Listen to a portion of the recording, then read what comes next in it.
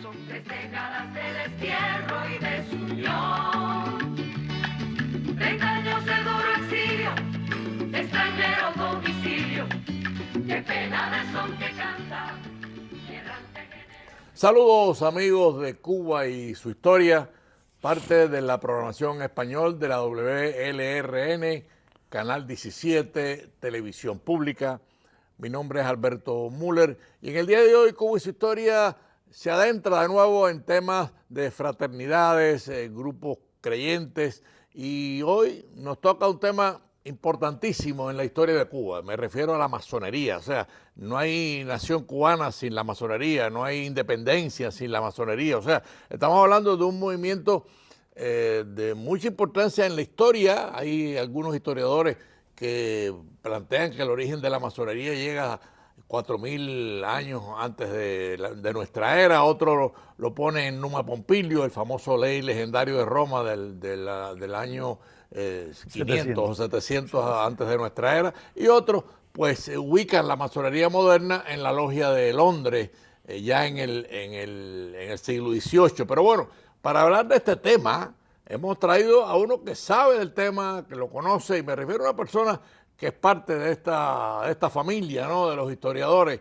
y además un buen amigo, un excelente amigo y un excelente historiador, el doctor Gustavo León. Bienvenido, Gustavo, ¿cómo estás? Gracias. Alberto, muchas gracias por la invitación. Qué bueno, es un honor estar aquí contigo. Qué bueno que estés con nosotros. Antes de adentrarnos en la masonería cubana, háblanos un poco de los orígenes, porque los historiadores lo colocan inclusive siglos atrás, ¿no? ¿Dónde tú ubicas el origen de la masonería? ¿Con el ser humano? Yo creo que sí. Bueno, básicamente es una fraternidad, pero hablaste bien, 4.000 años antes de Cristo, con la creación de Juan el rey de Tiro, mandó a Irán Aviv a ver a Salomón para que le hiciera el templo. Después, claro, Pompilio vino, y hablaste de Pompillo muy acertadamente, 740 al 671, esa fue la época en realidad. Después de aquello, vamos a decir que se fue y se desapareció un poquito, pero reapareció de nuevo, primero con los templarios y con un grupo de gente que estaba dispuesta a trabajar dentro de aquel marco fraternal.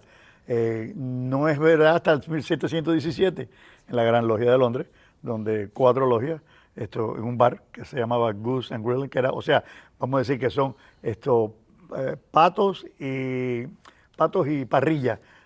Ahí nace en realidad la nueva generación, 24 de junio, San Juan Bautista. Es de 1717. Pero quizás la parte que más nos afecta a nosotros, más nos toca de cerca, es qué pasó con Cuba y qué pasó con la masonería. Porque la historia es muy larga y obviamente en la historia de Cuba, ya desde los primeros inicios de la nacionalidad y después de la independencia, la masonería está presente, además con mucha fuerza. Así que ahí te dejo el tema. 1762, la toma de La Habana por los ingleses. La vida de Pepe Antonio, José Antonio Gómez de Bugones. Sí. Ahí llega el batallón 218 de la compañía 48 de la Armada Inglesa, que eran muchos de ellos irlandeses. Y por supuesto toman La Habana, y aquel famoso Sir George Keppel o conde de Albemarle es uno de los individuos más importantes de aquel proceso, y establecen su primera logia en Cuba.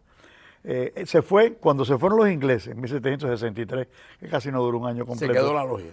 No, se la llevaron. Se la llevaron. Se la llevaron. Pero por supuesto todo aquello se vuelve a renovar.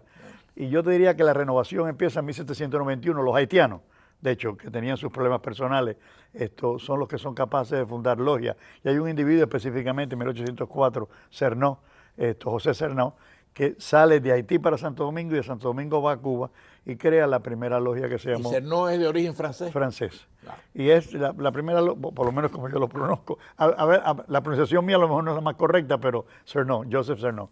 Y él llega a Cuba y crea el primer templo de las virtudes teologales, 103. Y eso tenía que ver con virtudes del ser humano, ¿no? La concordia, la perseverancia, la amistad, la beneficencia. Que fueron 4 logias. Aquello trabaja hasta el año de 1809, donde un cubano, que tú conoces, Joaquín Infante, el primero que hizo la primera constitución, después de que además del siglo le XVIII, costó caro. del siglo XIX, le costó muy caro. Sí. Entonces tuvo que irse de Cuba, vivió en Venezuela, sí. Allí conspiró, regresó a Cuba, le pasó las 1.500 pasó Infante. Después de Infante, en 1812, Pero déjame interrumpirte, porque hay que decir, Infante fue un patriota, o sea, un hombre total, vaya, total. dedicó su vida. Conspiró, hizo la Constitución de 1809, porque antes de eso había constituciones diferentes, la Constitución de la Joven Cuba, la Constitución de la Ave María, todo esto, acuérdate que es siglo XVII y siglo XVIII. Claro.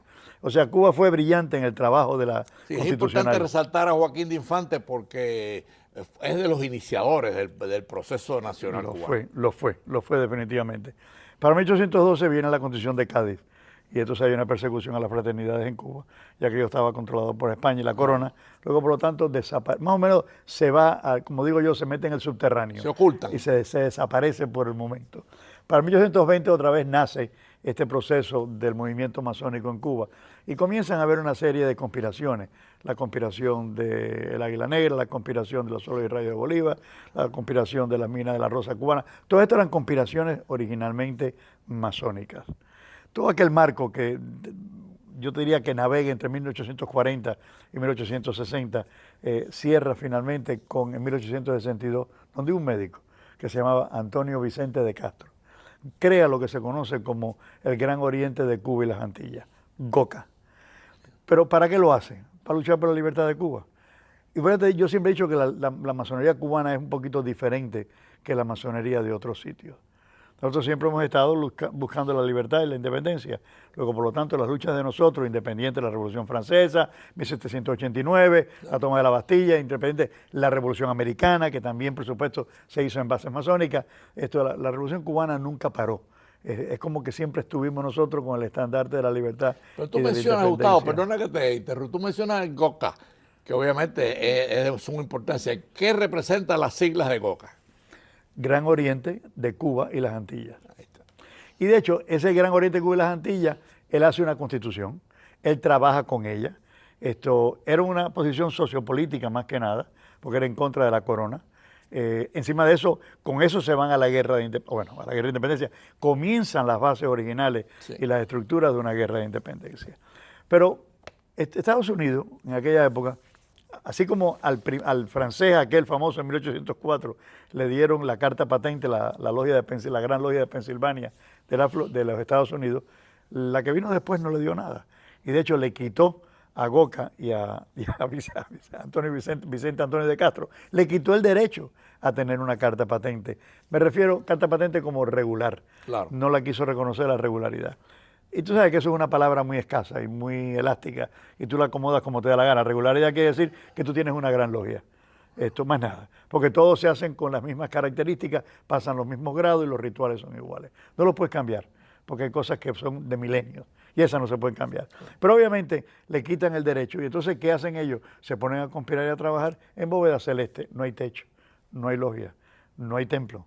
Ellos tienen que trabajar solos y trabajan en las conspiraciones que conocemos nosotros, que nos llevan de 1867 con el fallo de aquella Junta de Información, donde Francisco Morales Lemus, también de nuevo otro hermano masón, fracasa y comienzan las bases de lo que se conoce más tarde como la Guerra de Independencia, que comienza en el año 1868. Yo siempre he dicho que no pudimos tener una independencia si no hubiéramos tenido una fraternidad masónica. Claro. Obviamente, Tínima 19, Tínima 16, Estrella Tropical 19 y Buena Fe fueron las tres bases fundamentales de aquella creación de la Guerra de Independencia. Una fue Camagüey, que es Tínima, otra fue Bayamo, que es Estrella Tropical 19, y la última, Carlos Manuel Céspedes con Buena Fe. Aquello comienza a la base que 22 logias de Oriente hasta Occidente trabajan al unísono para poder lograr la famosa independencia de Cuba, que tuvo miles de escollos. Y todavía los tiene, y no hemos podido todavía lograrla con plenitud. Pero para el año 1871 pasan dos o tres cosas importantes. Primero que nada, se crea el Club San Carlos, si nos recordamos de esto. Y Cayo Hueso es uno de los sitios más grandes donde se desarrolló la masonería. Ahí tiene, por ejemplo, la logia 64, Félix Varela 64, que la fundaron y la trabajaron allí. La otra que fue Redención, que de hecho la manejó otro señor que se llamó Francisco Figueredo, Francisco Figueredo Socarrás, que fue el otro que fue maestro masón. El otro fue González Castro. uno detrás de otro, fueron creando logias en el propio Cayo Hueso. Y se convirtió aquello en un centro de conspiración en el exterior, independiente de las logias que se estaban fundando, que estaban trabajando dentro de Cuba. Para ayudar a la independencia de Cuba. Todo para la independencia de Cuba. Aquella logia de Cuba, de la misma forma, la famosa logia que se hizo de los muchachos del Louvre, que tenía un valor excepcional. Y de hecho, en el 71 se creó una logia que se llamó Independiente. Aquella logia independiente tenía unas características. El mulo, ellos tenían un mulo que transitaba de un sitio a otro y llevaba todos los utensilios de la logia. Esa es una historia muy bonita, la historia del mulo. Y el mulo se llamaba masón. Sí. Le pusieron masón. Entonces, obviamente, cuando desgraciadamente en aquella logia de Independencia el mulo cae un día dentro del batallón de San Quintín y hay un desastre, lo cogen preso al mulo, por así decirlo, le confiscan prácticamente. Y descubren entonces todo lo que tenía el mulo. Descubren todo lo que tenía el mulo. Y aquellos hombres trabajaban, como te dije, Pero Gustavo, hay que decir algo también, ¿no? Los primeros grandes sacrificios de la guerra de independencia son masones. Todos. Porque está el fusilamiento de Puente Badel, si la memoria me falla, creo que era José Andrés, lo fusilan. Andrés Puente Badel. Correcto. O sea que los grandes sacrificios iniciales de la guerra de independencia hay que atribuirlos directamente al movimiento masónico. Además de los que tú conoces que fusilaron ya dentro de la época castrista, que fueron hermanos masones que furon fusilados en la época castrista. Sí, eso después, vamos a ir después a eso, pero estamos en esa guerra de independencia tan gloriosa y tan heroica, ¿no? Totalmente. Y yo te diría que la ruptura, que fueron rupturas bien interesantes porque se produjeron durante el Pacto de Sanjón, que fue el 10 de febrero del 78. Ellos empezaron a conspirar un grupo masónico y un grupo que en realidad, a pesar de ser masónico, estaba más o menos tramitado lo que pudiera ser el colonialismo o la anexión. Y aceptaron, de hecho, el Pacto del Sanjón. Aquello dividió parte del pensamiento de la fraternidad, porque eran grupos diferentes, claro. Con la función era básicamente la libertad de Cuba, pero la otra era el anexionismo. Y querían pactar, porque necesitaban dinero, levantar la economía y todas aquellas cosas que sucedieron. No fue en realidad hasta el año 1891 que tuvimos una gran logia de la isla de Cuba, que finalmente la pudimos lograr. Pero acuérdate que cuando aquello estaba pasando, la guerra de independencia estaba ya sufriendo una serie de escollos. Ya Carlos Manuel Céspedes no existía, había muerto en el 74, Agramonte en el 73. O sea, cuando tú pasas la historia, todos aquellos grandes masones que fueron creadores de las constituciones e individuos con una visión enorme de lo que ve la libertad y la independencia, estaban desapareciendo. Después muere Maceo y Martí, que eran masones. Después muere Maceo y Martí, que los dos eran masones, uno en Armonía, en el 71, que fue Martí, y el otro en Buena Fe, que fue nuestro lugarteniente general Antonio Maceo y Grajales. Cuando miramos después y entramos en la República, definitivamente, no fue hasta el año 1917 donde nos dimos cuenta que la fraternidad era una fraternidad muy buena y muy noble. Cogió el famoso asilo de la Misericordia, que estaba en quiebra, que era un asilo de ancianos y de niños. Sí. Recuperaron el asilo. Después se llamó el asilo masónico Yansó. Sí. Crearon el desayuno, crearon el calzado escolar, el zapato escolar. Crearon el traje masónico, crearon la Universidad Masónica José Martí, crearon bibliotecas, crearon escuelas y crearon historia. Y de verdad que se dedicaron a trabajar para el mejoramiento de la República en general. Siendo gran maestro en aquel momento, en el año 1933, un señor que se llamaba Lizardo Muñoz Añudo, se fijó que el pueblo de Cuba no quería al general Gerardo Machado y Morales. Y ya él estaba en el Supremo Consejo de Grado 33, lo habían nombrado con todos pompas y platillos, y le dijeron, mira, perdóneme, usted tiene que retirarse. Y como no lo hizo, lo hicieron así, lo desconectaron y lo expulsaron de la masonería. Esto es interesante, porque son decisiones de un cuerpo digno que determina en un momento determinado que un dictador no debe de manejar una república. Pero después viene Carlos Piñero y del Cueto, que posiblemente es un poquito más cercano a nosotros en la época, y el gran maestro también. Y en el año 56 se atrevieron a escribir una carta a Fulgencio Batista.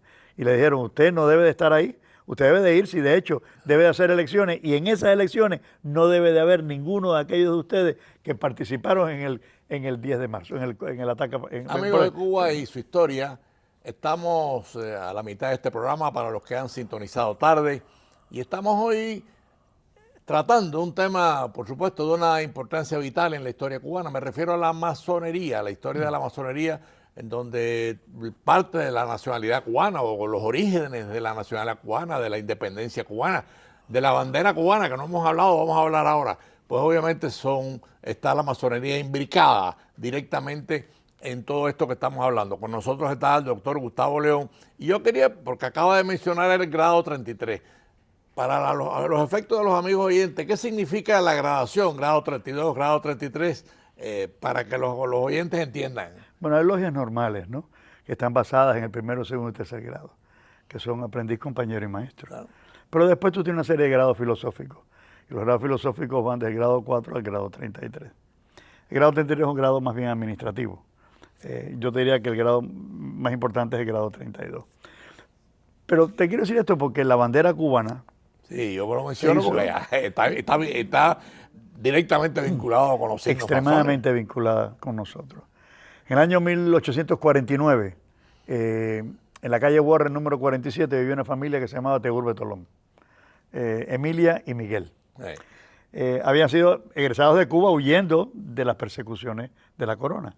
Y por supuesto se guarecieron en Nueva York y ahí se reunían. De hecho hay una carta muy bonita donde Miguel Tegur Betolón pide para que las personas que hablan español, de habla hispana, que iban a Nueva York puedan aprender un poquito más de historia.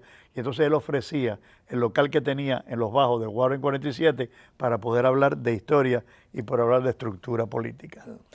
Ahí llega Narciso López, que fue uno de los grandes conspiradores. La famosa llegada del 19 de mayo de 1850 a Cárdenas, Ciudad Bandera. Es un iniciador. Es el iniciador de todo aquello. Sí. Claro, lo acusan unos de ellos de que era anexionista. Sí, era polémico. Seguro, pero... la historia, eso, yo le llamo eso la novela, pero que en realidad no llega a nada. Obviamente era un masón. Y Narciso López se pone a hablar con ella y dice, caramba, he tenido pensamientos y sueños cuando me quedo dormido que veo un fondo blanco y sobre eso veo 3 franjas azules. Entonces, Emilia, que era una mujer que dibujaba muy bonito, se sentó en el lienzo y empezó a dibujar aquello. Ahí estaba Cirilo Villaverde, Eusebio Hernández, ahí estaba la crema de los pensadores libertarios de Cuba también, por supuesto. De esa época. De aquella época. Palma. Entonces, cuando ella empezó a hacer aquello, dijo él, mira qué interesante, estas 3 franjas azules, vamos a decir que pertenece, y de hecho esa fue la base fundamental, en los tres departamentos que se dividió la isla de Cuba para la guerra de independencia, Oriente, Centro y Occidente. Sí. El fondo blanco representa la pureza, básicamente. Pero bueno, tenemos que terminar la bandera. Pero falta el triángulo. Entonces se hace el triángulo, entonces piensan en el triángulo equilátero, de lados iguales, que además representaba igualdad, libertad y fraternidad. Y entonces el centro representaba con el color rojo la sangre que se iba a vertir para lo que estaban logrando, que era la independencia. Y la estrella, que tenía 5 puntas, que tenía sabiduría, fuerza, hermosura, todas esas cosas históricas de la masonería. Entonces dijeron, primera cosa más histórica, esto es una bandera puramente masónica, porque las 3 azules y las 2 blancas, bueno, las 3 azules es el grado primero, que es el grado de aprendiz. Cuando le sumas las 2 blancas, 5 es el grado de compañero. Y a eso le sumas el triángulo y la estrella, es el grado del perfecto masón, que es el maestro masón. Y obviamente es un número perfecto, no solamente para aquella época, sino para los griegos, para los judíos. El número 7 es un número históricamente el número de la perfección en muchos aspectos. La numerología tiene mucho que ver en todo esto. Y dentro de la masonería también. Y dentro de la masonería también. Bueno, ese es uno de los grados. Claro, uno de los grados. Pero el grado 33 es un grado administrativo ya, es un grado final. Se alcanza por muchas razones. Lo que no se debe alcanzar es ni por pagarlo, ni por influencias políticas, ni por influencias de amistad. Se debe alcanzar por la base de tu trabajo, tu desprendimiento y tu organización. Y sobre todo, siempre tiene que fallecer, por tristeza, un grado 33 para que venga otro y ocupe el puesto, para que haya una serie de números. Cuando hay un grado 33, ese es el máximo ese es el máximo del rito escocés. Del rito escocés. De hecho, en Cuba había una catedral escocesa, no conocía nada de eso, porque yo vine muy pequeño, yo era masón, por supuesto, pero sí había una catedral escocesa, creo que estaba en la calle Jovellar. Yo de muchacho tuve el privilegio, porque fueron muy amigos de mi familia y mía personal, los muchachos, de conocer a Piñeiro, que era un grado 33 de la masonería cubana era masón, y además un hombre de una decencia y muy conocido en el cerro, donde yo vivía y donde nací. Y éramos muy amigos, los piñeiros con los mulas, ¿no? Es un recuerdo que tengo de mi juventud. A mí me cuentan los historiadores y los viejos masones, por supuesto que yo hablo con ellos mucho, de que solamente había una logia que trabajaba el rito York, que era el rito que trajeron los americanos. Esto no el rito escocés, bueno, todo vino de allí, pero bueno, básicamente el que más se utilizaba en Cuba era el rito escocés, pero el rito York solamente había una logia que lo hacía, que era la logia Cuba, que estaba en el Gran Templo, que es el Gran Templo que estaba en Carlos III y Velascoín, que tiene la bola del mundo encima. Que de hecho ahí hay no solamente universidad, centros de estudio. Ahí estaba la Universidad Masónica. Ahí estaba. Y además estaba también la Biblioteca Masónica, estaba el Museo Masónico. Déjame decirte que esa gente hicieron una labor excepcional en la República de Cuba. Llegaron a tener miles de masones. Miles de masones, pero que tenían una ilusión. Primero que todo, todos ellos creen en Dios, por supuesto. Y la mayor parte de ellos eran católicos. Porque Cuba, de oriente a occidente, prácticamente era un sitio católico. Claro. Y además no tenían nada diabólico ellos allí en Cuba. Eran hombres que se dedicaron a trabajar por los demás, a ayudar. Era una asociación fraternal más. Y trabajar por los pobres. Y trabajan por los pobres muchísimo. Tan es así que por ahí salió el zapato escolar y salió el traje masónico. Y la ayuda a los niños y la ayuda de la misericordia. O sea, todo aquello lo hicieron ellos, lo sacaron con dinero propio. Tenían una cosa que se llamaba la ayuda. Bueno, había un sitio para enterrar a los masones allí también. Sí. Tenían su panteón masónico. Yo te diría que fue una institución extremadamente digna. Y tuvieron que salir de Cuba a la llegada del comunismo, porque el primero que cogió, bueno, cuando Fidel llegó, no iba a permitir no solamente a los masones, ni a los católicos, ni a los protestantes, ni a los caballeros de la luz, todo cayó dentro de una oficina, que era la Oficina de Asuntos Religiosos. Y eso lo manejó primero un señor que se llamaba Felipe Carneado, sí. Que después, al desaparecer Carneado, llegó una mujer que se llamaba, que está ahí todavía, que se llama Caridad Diego. Y por supuesto, estamos hablando del Partido Comunista, el Comité Central del Partido Comunista. Entonces, todos ellos tenían que ir y reportar mensualmente y reunirse con ella en el Comité Central del Partido Comunista. Y para viajar necesitaban permiso de... Todo. Y podían viajar mucho más que los cubanos normales. Claro. Los cubanos normales no podían porque ellos eran privilegiados. Me refiero a los de la alta jerarquía. Entonces, que se creó un cuerpo de la seguridad del Estado dentro de la propia masonería, que tú tenías que trabajar con la puerta abierta, entregar tus actas para saber qué habías dicho, qué se había discutido. Se había aprobado. Saber bueno, obviamente, aquella famosa historia de que esto es una sociedad secreta, eso es mentira. Sí. Primero, no es secreta porque tú la puedes coger hoy en día hasta en los libros de Dan Brown, donde eso es una película, y tú la puedes ver en todos lados. O sea que no es secreta. Vamos a decir que es discreta, pero no secreta. Y yo creo que tú puedes trabajar con esas palabras porque es fácil. Pero además de eso, los comunistas no podían permitir que los cubanos trabajaran y ellos no supieran lo que estaban haciendo. Claro. Y para eso tuvo que existir un gran Oriente, que es el que manejan ellos, que es el Supremo Consejo de la Masonería, que está totalmente adosado al Ministerio del Interior y le reporta al Ministerio del Interior. Por eso es que cuando salieron los masones de Cuba y vinieron aquí en la diáspora, crearon sus propias logias para no tener que aguantarle las malacrianzas a la logia de Cuba, que tampoco podían hacerlo aquí, porque aquí los estados tienen una gran logia. Pero Gustavo, hay que decir, porque bueno, yo tuve, digo el privilegio porque no me arrepiento de haber sido preso político. Yo conocí en la prisión muchos masones, presos políticos, inclusive algunos fusilados. Sí, señor. O sea, que el mismo sacrificio que la masonería hizo por la independencia de Cuba y por la nacionalidad cubana, la hizo por defender la libertad cuando llegó la tragedia del comunismo cubano. Y eso hay que decirlo en voz alta, en voz muy alta. Y lo sigue haciendo aquí. Sí. Porque ellos siempre han trabajado con todos estos hombres que han sido irremisiblemente anticomunistas, que trabajaron en organizaciones anticomunistas, que lucharon, que cayeron presos muchos de ellos. La masonería siempre trabajó, ayudó y les dio auxilio en todo y cada uno de sus aspectos. Bueno, tan es así que la última obra de Mozart, ¿quién no conoce a Mozart, el gran compositor? Es una cantata masónica, el elogio a la amistad. Correcto. De Mozart, que por cierto es una pieza muy suave, muy tranquila en comparación con el Requiem. Muchos hablan del Requiem de Mozart y nunca lo terminó, aunque después, se murió. Se murió, él se muere cuando hacía, pero ya había hecho la cantata masónica. La cantata masónica, claro. Es una obra pequeña, pero muy suave, muy agradable, muy bonita. Muy agradable de oír, muy bonita, tiene toda la razón. Pero la masonería de la diáspora, por supuesto, ha sufrido mucho, sí, ¿no? Porque ha sido constantemente infiltrada por los grandes jerarcas de la masonería. Acuérdate que los soldados de la masonería, que son los templos normales en Cuba, no pueden trabajar como templos normales, porque los tienen invadidos prácticamente e infiltrados. Sí. Y encima de eso son hombres buenos. Esa gente no se mete en política, no se hace nada.